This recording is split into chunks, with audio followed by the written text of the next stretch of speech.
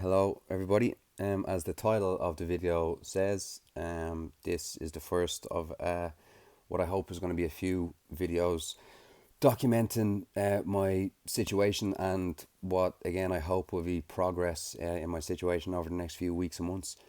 Um, I have sciatica. I have pretty bad sciatica on my right leg. It is caused by a bulging disc in my L5 and S1 joint. Today is it's crazy. It's so hard to tell what the days are because we're in the middle of this coronavirus thing right now. But it is May at the moment, and I got MRI at the start of January to confirm the situation in my disc.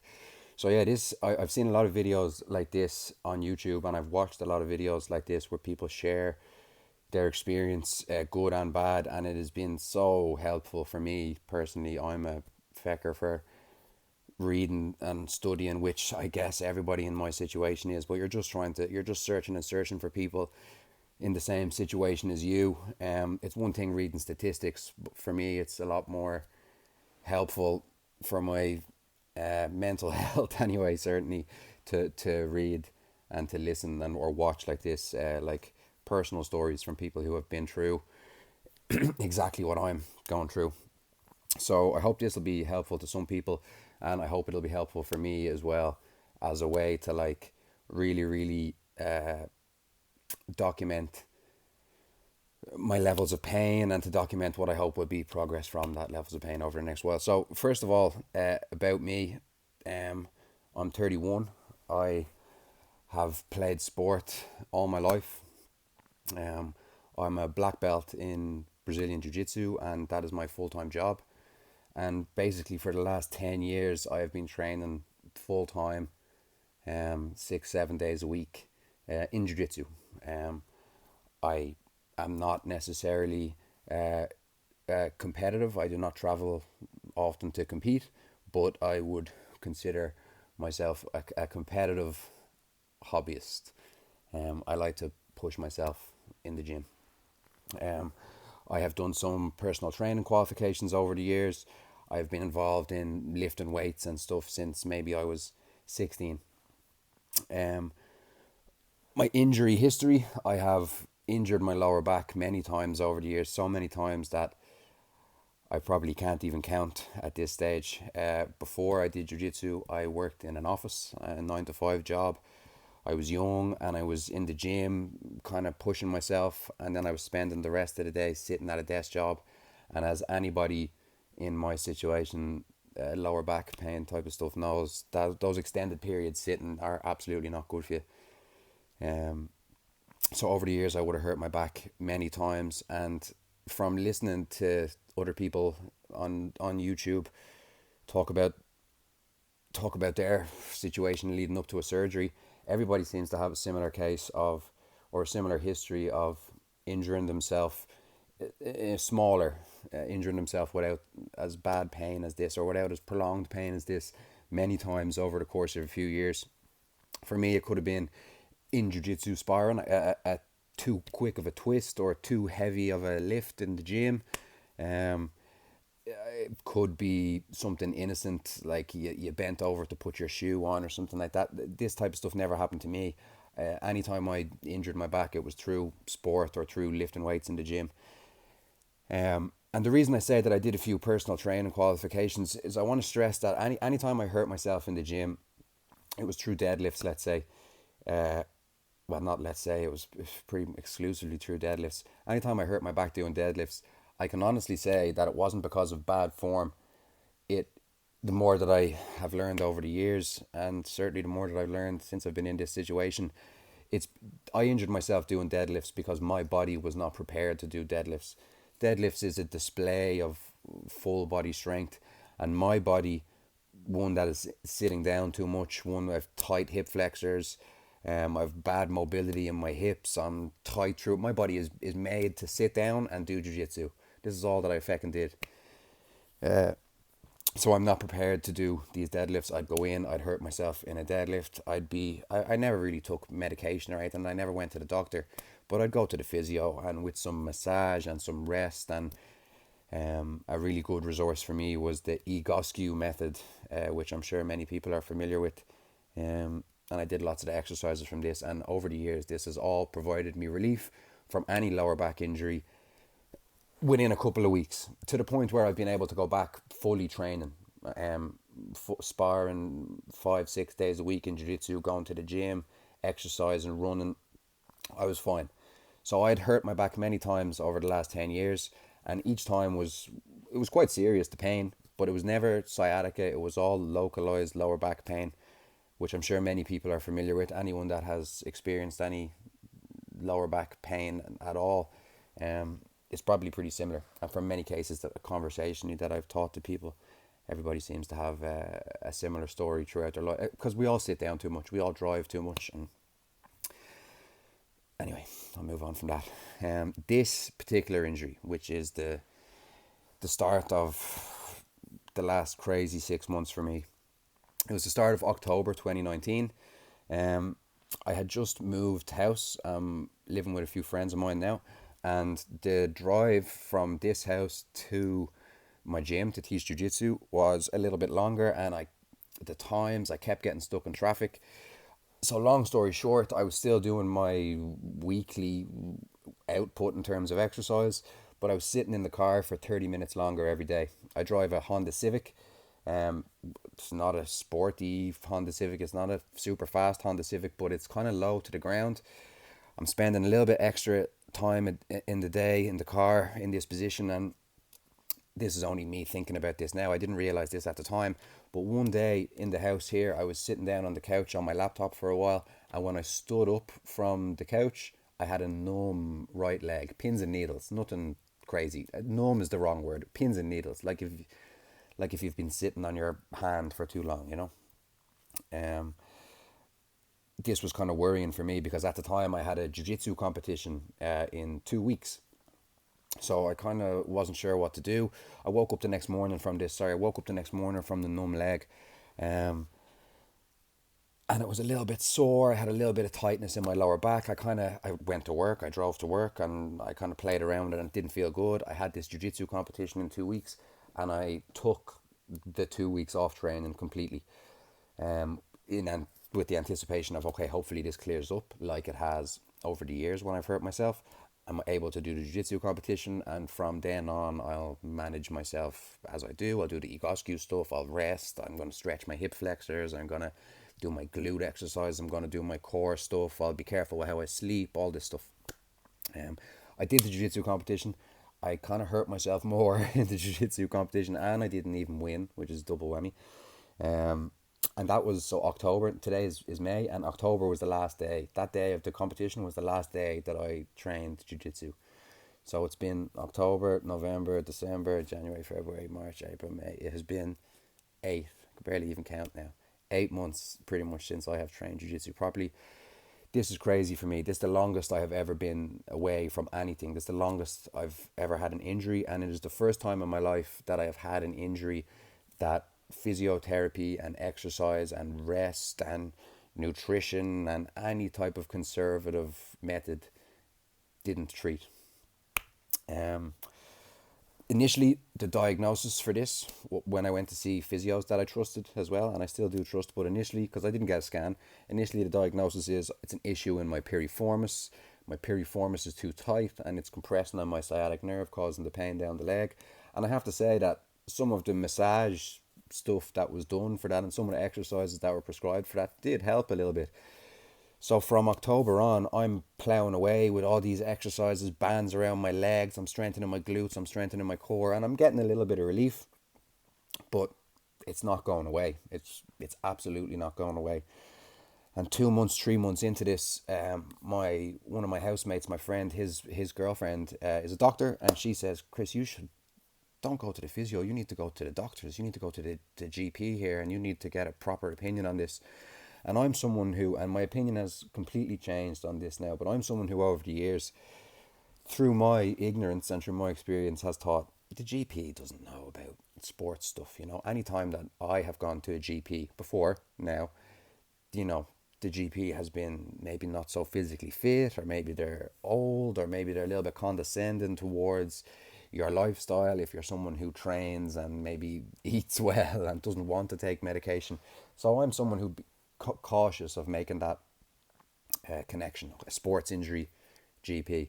But I've been seeing, by the way, at this stage, I have seen 5 or 6 different physios and physical therapists.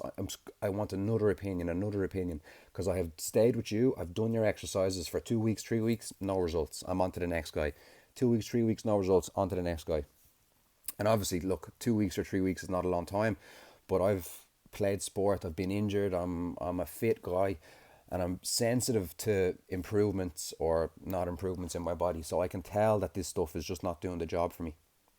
I go to see this GP, and within 2 minutes, bear in mind, this is 3 months, 6 different physios. They have hands on me, they have exercises, hours and hours and hours. Within 2 minutes of stepping into this GP's office, he says, "You have a slip disc. You've easily, that's a slip disc. You need to get a surgery." And I went, "Oh, fuck." So skip forward from this, I got a scan, and absolutely, the scan says you have a bulging disc, L5S1, it's pressing on the sciatic nerve, that's why you have the pain. I get an appointment to see a neurosurgeon, and at this stage, I'm still tipping away, I'm still exploring different exercises. I now have a different focus on my exercises, that I have like a confirmation of my injury, and some of the physios that I was seeing have adjusted their advice and stuff. So I'm still practicing, I'm still doing all sorts of stuff. But the surgeon basically gives me 2 options. The surgeon says I have the option for surgery, or I have the option to get a steroid injection locally. At this stage, I had already been taken. I'm skipping forward a few weeks into the process here, but at this stage, I had already been taken after the scan Diphenine anti-inflammatories, which were absolutely helping with the pain, but they were not helping with the issue. This is prolonged, and this is weeks and weeks, where the painkillers would just numb the pain. The anti-inflammatories would just numb the pain a little bit. I would wake up every morning just as bad as I was the day before, and I'm months into it at this stage, and I'm a stubborn guy, and I'm someone, like I've mentioned a few times already, who to date, exercise and rest has always helped me heal an injury. So I'm just stubborn, and I just keep thinking, "Oh, okay, another couple of weeks and I'm going to be better, another couple of weeks and I'm going to be better." And it just never came. So the 2 options from the surgeon are to get the injection, get the surgery. He says, "Look, to be honest," this is before coronavirus, he says, "To be honest, it makes sense to get the injection first. The injection helps." He gave me statistics. He says maybe the injection helps 70% of people, and whereas the operation helps 88% of people. Given there's no rush, given you've been in pain for a while, given that you're young, given your exercise history, let's try the injection. I tried the injection.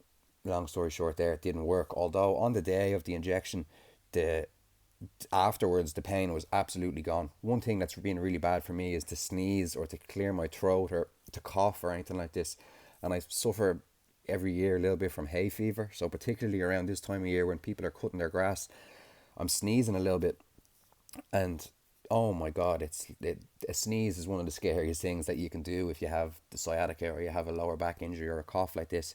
And the day I got this epidural injection, I could cough, I could sneeze, I could do everything pain free. Now I wasn't bending over, I wasn't twisting, I wasn't being crazy, but I was coughing a little bit. I was kind of clearing my throat to test and to see if I could get anywhere, and it was completely gone. Now the pain crept back in over a few weeks after this, and it turned out that it was basically the effect of the local anaesthetic. So I get an anaesthetic, and then they go and do the injection. My surgeon explained to me that because I did experience that pain-free period, it means that the injection was in the right area. But because the pain came back, long story short, it means the injection didn't work.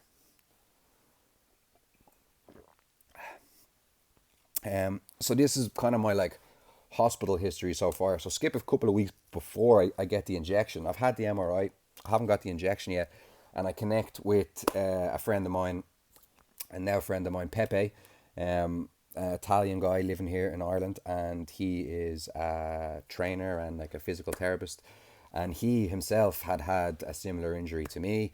He was able to treat it conservatively with what I found out was absolutely a different approach to what I had been doing to date. So I had been doing all these different exercises to date that when I met Pepe, he says, let's try stop doing them and let's try focus on this. Lots of it turned out to be what I have now found out is the Mackenzie method. I'm even in this position now, extension of the spine where kind of I'm in this kind of cobra. You see me here, I'm on my belly here on the floor. This position provides a lot of relief for my condition, and this is something that he introduced me to. Pepe took so much time with me and introduced me to so many different methods, and we tried so many different things, which all provided relief, but weeks and weeks and weeks of relief did not add up to any sort of fix, you know. So I was still in the same position as I am so far. And Pepe, even himself, who was someone at the start, he was saying, "Come on, we can get out of this without the surgery."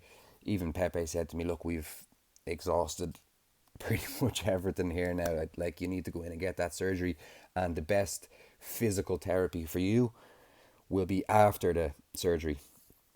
And okay, this is fine. So then I get back onto the surgeon and I explain this to him, and okay, this is and then the coronavirus hits and the hospitals in Ireland close. I can't get an appointment. I can't see a physio. I can't see a doctor. I'm just lost. You know, I'm at home. I'm in pain. I'm taking medication daily that I don't even really know is a good medication. It's not fixing my problem. It's taking 10% off the pain. Um, and I'm kind of just stuck in this position. Fast forward to today, it is kind of, what date is it today? I don't know. It's May. It's the 16th of May or something like that. Um, they're starting to phase out the kind of lockdown restrictions in Ireland now, and with that in mind, I emailed my surgeon and I said, look, what's the story here? Is there any sort of update on when I can be processed here now that, you know, things are starting to phase out? And I get a call the next day saying you're in on Thursday, and this is a big shock to me.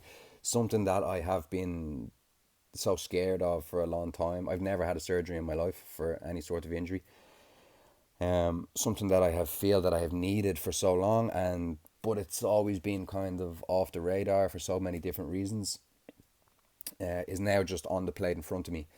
It is scary, but it is kind of exciting as well, because anyone that's been in a position like me probably knows that when there's no end in sight is the worst thing, you know. Like, this has been months and months and months of chronic pain for me, and I'm sure maybe someone, if you've been watching all 18 minutes of this, maybe it's been months and months of chronic pain for you.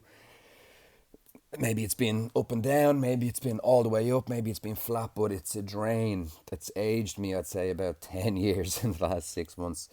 Um, so it's really, really positive for me now as I start to process the news of getting the surgery. It's really, really positive for me to have like an end, what I hope to be an end in sight. Initially, when I heard about surgery, and I'm a sporty person, I'm thinking, Jesus, I can't have a surgery. This is going to jeopardize my career. You know, it's going to jeopardize what I love to do. It's going to jeopardize my sports and my hobby and my work as well. But now I'm in a position where sports and stuff is so secondary to me. I'm very confident, and I hope that these videos will document that, but I'm very, very confident that I will return to sport. But my focus now is to get out of pain. It is not livable for me to be in this situation any longer. I have not sat in a chair to, apart from to go to the toilet or the rare occasion where I've needed to drive my car for an emergency. I have not sat down in a chair since before Christmas. I haven't really visited. Obviously, you can't visit anybody now with the lockdown, but I haven't visited my family. I haven't been able to work. I haven't been able to do so many things. I've been in a lockdown since before Christmas myself. So really, really, really positive for me to have this on the horizon. Today is Saturday, and the operation is on Thursday.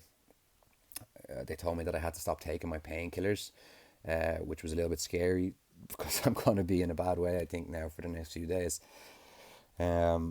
but I'm gonna make another little video the day of the surgery or the morning of the surgery, and then I'm gonna make another little video as soon as I can after the surgery, and then every week after that. I've seen a lot of videos and I've watched a lot of videos with exactly that um, time frame. Maybe nobody watches this, and that's great, but I'm gonna have a little look back on it at some stage to remember where I was and to hopefully go, let's never go there again. This has been a huge learning experience for me, and I'm someone who I'm fit, I'm strong, I'm sporty, I'm active, and it still happened to me.